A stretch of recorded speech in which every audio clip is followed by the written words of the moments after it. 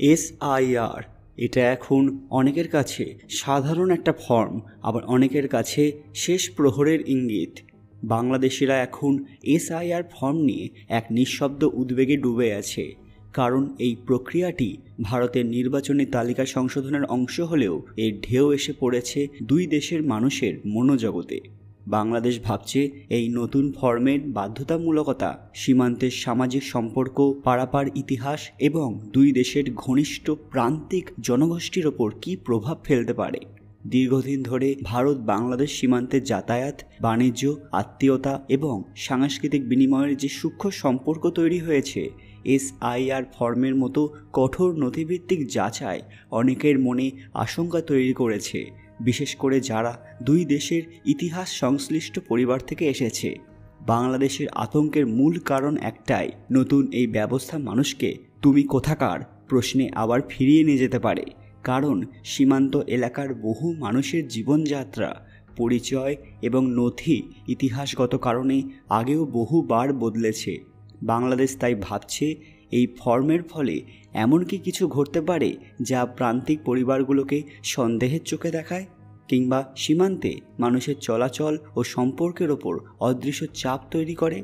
তাই যদিও সরকারিভাবে কোনো প্রতিক্রিয়া নেই, তবুও বাংলাদেশের সাধারণ মানুষের মনে প্রশ্ন জন্মেছে, এই প্রক্রিয়া কি দুই দেশের মধ্যে মানুষের সম্পর্ককে দূরে ঠেলে দেবে, নাকি আরও নতুন বিভ্রান্তি তৈরি করবে।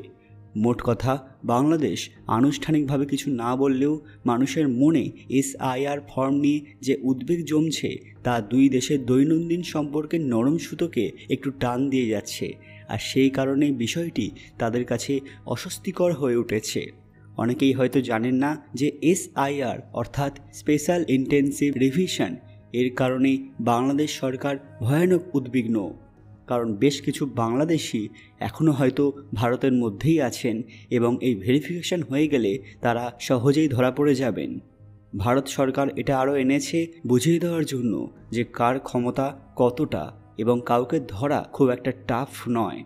এই ফর্ম পূরণের বাধ্যকতামূলক আসলে এমন একটি নতুন নির্বাচনী প্রক্রিয়ার অংশ, যার মূল উদ্দেশ্য হচ্ছে ভোটার তালিকা আপ টু ডেট রাখা, যেখান থেকে পুরনো, মৃত বা অন্য স্থানে চলে যাওয়া ভোটারদের নাম সরিয়ে দেওয়া এবং সম্পূর্ণ রিফ্রেশ একটি লিস্ট বানানো।